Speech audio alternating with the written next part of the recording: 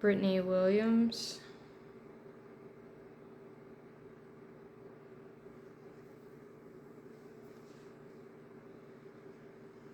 In my essay about classical conditioning, operant conditioning, and observational learning, I list a few examples of each.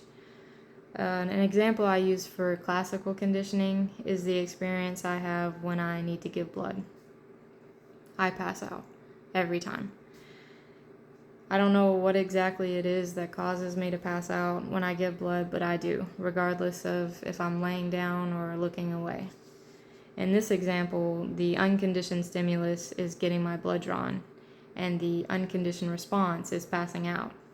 Because these events have only ever happened to me at doctor's offices or hospitals, my mind has associated the unconditioned response of passing out with the conditioned stimulus of the doctor's office or hospital.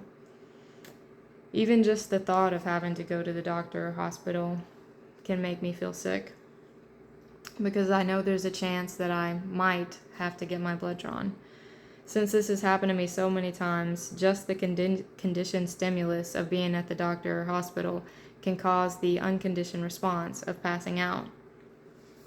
Once I was at the doctor's office about to have my blood drawn, and the nurse tied a tourniquet on my arm and walked away for a minute to get something.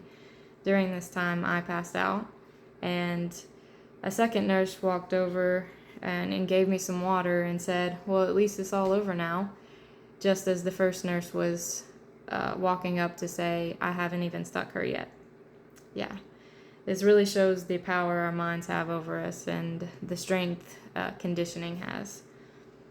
I don't have these experiences when I go to a doctor's office or hospital for anyone other than myself, thanks to stimulus discrimination. My mind is able to see that there's no threat of getting my blood drawn unless the appointment is for me.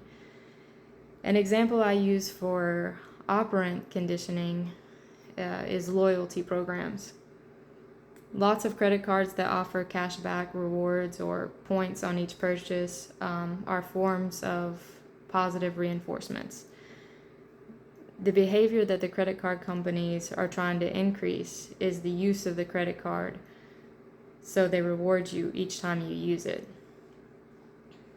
It definitely works on me. I use my credit cards as much as I can to get the most rewards.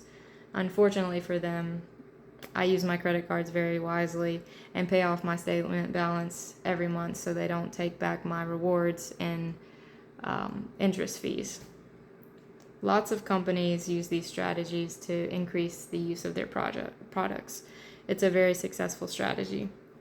Another example I use is DoorDash Rewards. This example uses a fixed ratio reinforcement schedule, meaning that the reward will be given after the desired behavior has occurred a specific amount of times. In this example, DoorDash offers $10 off after I've spent a specified amount at a specific restaurant.